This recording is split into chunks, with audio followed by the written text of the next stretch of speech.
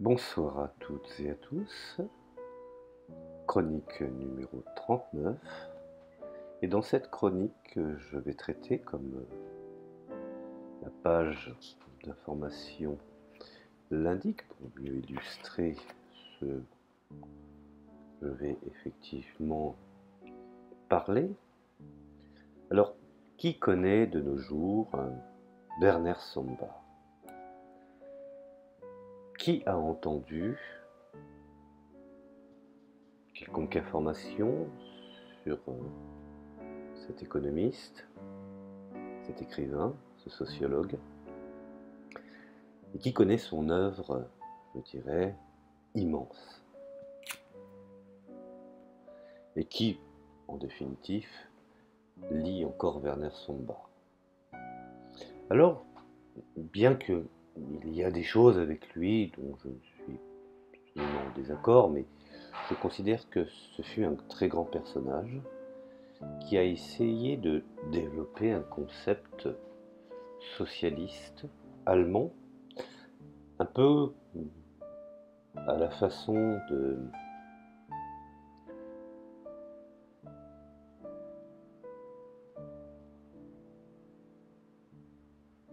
Aleknov sur son socialisme sans Marx.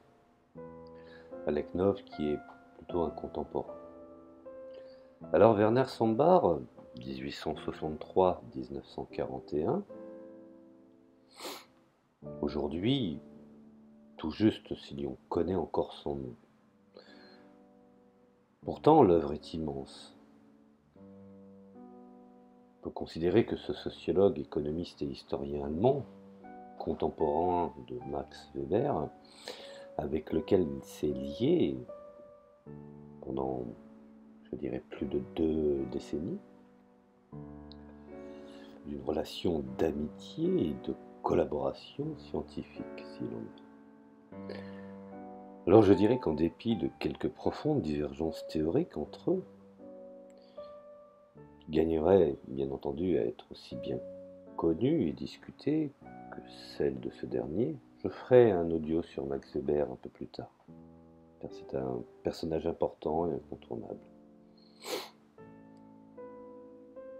Sombart était d'ailleurs plus connu et plus réputé que Weber de son vivant, notons-le et précisons-le. Mais ce n'est qu'ultérieurement que l'œuvre du second allait finalement au fond faire de l'ombre ou éclipser celle du premier. De tous les ouvrages de Sombart, le plus important, tant par son volume, plus de 3000 pages en 6 tomes, ce qui n'est pas une sinécure, que par sa portée, Der moderne Kapitalismus, donc le capitalisme moderne, et également le socialisme allemand.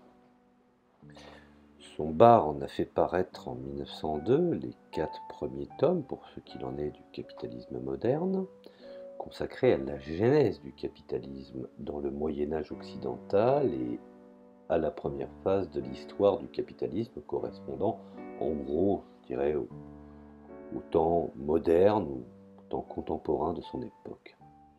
Des grandes découvertes de la seconde moitié du XVe siècle à la révolution industrielle bien entendu, qui se produit en Angleterre dans la seconde moitié du XVIIIe siècle, période, il faut le préciser, qu'il dénomme Früher Kapitalismus, qu'on pourrait traduire par proto-capitalisme.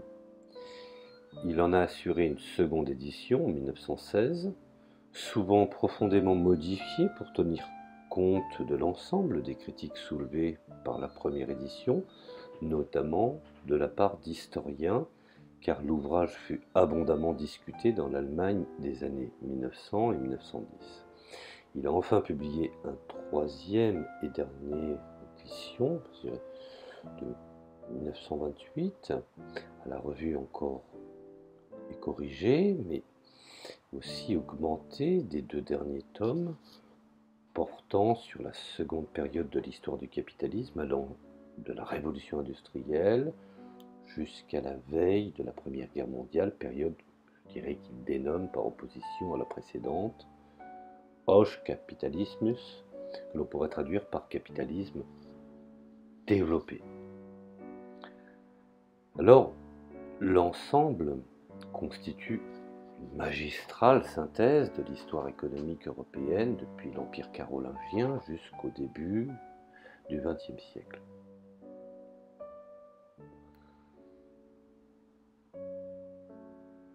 Je dirais que ce n'est pas une œuvre d'économiste au sens devenu habituel du terme, puisque pour chaque époque, Sombart restitue méthodiquement tant les conditions de possibilité que les conséquences des faits, ce qu'on pourrait nommément appeler les structures et conjonctures.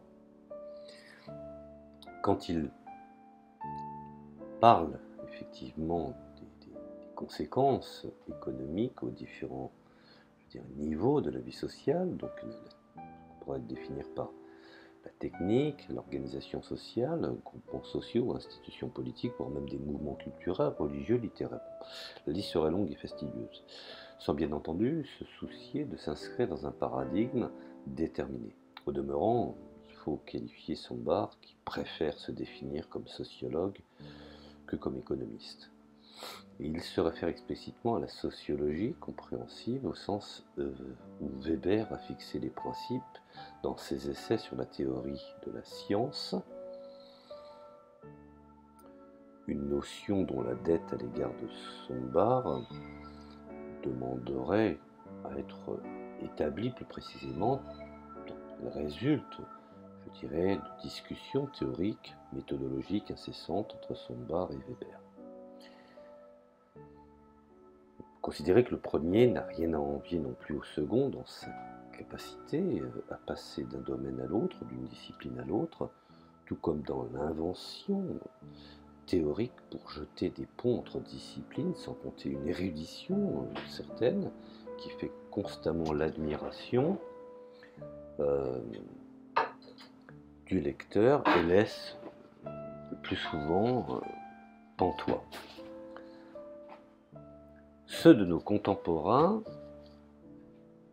qui se font les champions d'une conception qui, je dirais, confond scientificité ou scientificité et spécialisation pourraient heureusement s'en inspirer. Alors, même si le travail est très ardu, il est impossible de présenter une pareille œuvre dans le cadre d'une note de lecture. C'est très difficile. Alors je vais essayer de me centrer sur une analyse, je dirais, plus globale par Sombart de la période proto-capitaliste. On peut considérer que Sombart y défend notamment une thèse hétérodoxe sur le processus, sinon a donné naissance à l'économie capitaliste, du moins lui en a assuré son dynamisme jusqu'à lui permettre de réunir l'ensemble de ses conditions de développement au sein de la révolution industrielle. Selon lui, le capitalisme est le fruit du luxe et de la guerre conjuguée. Par exemple, dans Le Capital, le livre 1, chapitre 14, Marx avait montré en quoi la manufacture, dont l'âge d'or coïncide précisément avec le proto-capitalisme, a constitué la première forme spécifiquement capitaliste d'organisation du procès de travail, satisfaisant bien entendu aux exigences de valorisation intensive du capital par, je dirais, formation d'une plus-value relative. Il faut savoir qu'il avait également établi que les principes de cette organisation, reposant notamment sur l'ouvrier parcellaire et d'outils spécialisés, avaient fourni les bases de toute forme, je dirais, ultérieure, plus développée d'appropriation par le capital du procès de travail. Alors, pas seulement, je dirais qu'il n'avait pas interrogé les conditions économiques, sociales, politiques générales de cette forme. Ou du moins, s'était-il, je dirais, contenté de quelques remarques tout à fait suffisantes à ce sujet. C'est en partie cette question que tente de répondre ici Sombart. Alors, Sombart est un excellent connaisseur de Marx, bien que souvent critique à son sujet, d'une part en rappelant ce que d'autres auteurs après lui vont effectivement confirmer, voire développer, le rôle essentiel des politiques mercantiles, donc entre guillemets ce qu'on pourrait qualifier ce temps par le dénominateur de l'État, sous forme de protectionnisme, de privilèges, de monopoles, de dotations diverses d'éléments du capital, voire même de subventions, voire de fondations de manufactures d'État. Et c'est finalement au fond, dans l'ensemble des principaux États européens de l'époque, dans la production des conditions tant immédiates que plus générales de l'accumulation du capital, manufacturier bien entendu, et d'autre part surtout, là on pourrait qualifier l'originalité de sa réponse en montrant jamais l'industrie manufacturière, qui n'aurait pu sinon voir le jour, du moins de se développer aux dimensions avec la rapidité qu'on lui a connue, sans une demande à la fois massive, régulière et renouvelée de produits marchands relativement standardisés. Bon. Alors je voudrais préciser une chose. Étant donné la structure sociale de l'époque, une telle demande ne pouvait émaner que, je dirais, des classes concentrant la richesse monétaire, soit la noblesse, entre guillemets, donc laïque ou religieuse, qu'importe, et la bourgeoisie essentiellement marchande. Et en premier lieu, des cours princières, autrement dit le premier marché capitaliste a été un marché de produits de luxe et de l'industrie proto-capitaliste. Il ne s'est pas tourné vers la production d'articles, je dirais, banals ou banalisés, qui restent à l'époque essentiellement produits par l'artisanat domestique ou professionnel, dans le cadre, je dirais, de procès de production pré-capitaliste, mais vers celles produits de luxe, en somme finalement tout le contraire de ce que nous connaissons aujourd'hui.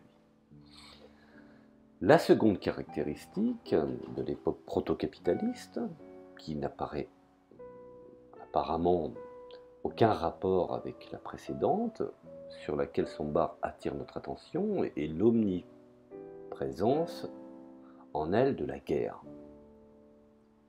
L'Europe moderne est en effet un champ de bataille quasi permanent entre principaux États-nations européens, alors en gestation, guerre bien entendu dont l'enjeu est certes en premier lieu l'occupation et le découpage de l'espace européen. C'est au cours de cette époque que se fixe la plus grande part des frontières nationales et qui perdure aujourd'hui.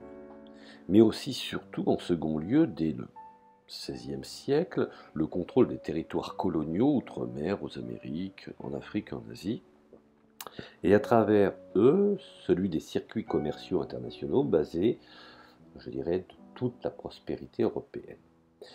La guerre se mène donc tant sur les mers que sur les terres, elle conduit inévitablement à un gonflement constant des effectifs et des forces armées, ainsi qu'à un alourdissement non moins constant de leur équipement, notamment, je dirais, du fait de la diffusion des armes à feu, des armées qui deviennent de surcroît permanentes, bien que le recours à des mercenaires perdure durant toute cette période.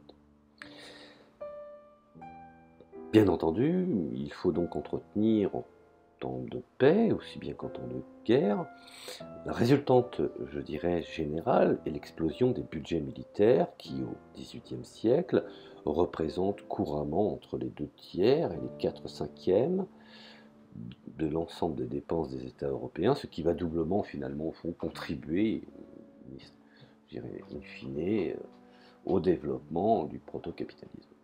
Alors, d'une part, par comment les choses s'articulent, par le mécanisme des dettes publiques qui alimentent l'accumulation du capital financier entre les mains de la bourgeoisie marchande, ce que Marx avait déjà saisi, compris.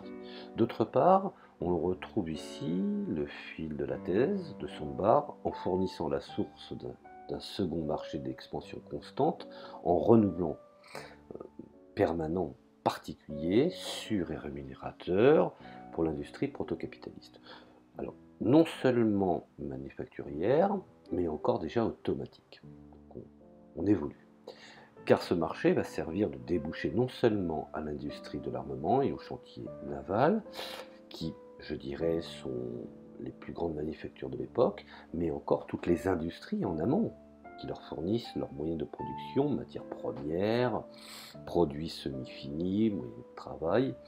Et donc l'exploitation forestière, les charbonniers, les mines, la sidérurgie, la métallurgie, le charbon, etc. Sans compter une nouvelle fois l'industrie textile pour leur reproduire des uniformes en grand nombre. Bref, autant de luxe. L'industrie proto-capitaliste a été la fille de la guerre selon son bar. Alors, on mesure ici, je dirais, toute l'hétérodoxie de la thèse soutenue par Sombart lorsque on aura remarqué que le luxe et la guerre ont en commun d'être des comportements irrationnels et de constituer des dépenses particulières improductives, du moins dans le sens courant du terme. Le capitalisme comme produit, je dirais, potlatch, comme une vulgaire économie primitive, on comprend mieux ainsi que la thèse de Sombart a été considérée comme particulièrement irrecevable par les économistes, notamment ceux inféodés au paradigme néoclassique, tout comme la plupart, je dirais, des marxistes ou des pro-capitalistes, en raison, je dirais, de son originalité, de l'idée et de l'apport intéressante de ses travaux. Alors, je vais m'arrêter là. Je vous invite à découvrir Sombart. C'est très très intéressant. C'est une autre vision euh, du socialisme. Et je pense que c'est quelqu'un qui gagne à être connu pour les travaux importants et la somme importante qu'il nous a transmis. Voilà, je vous remercie pour cet audio et je vous dis à la prochaine chronique.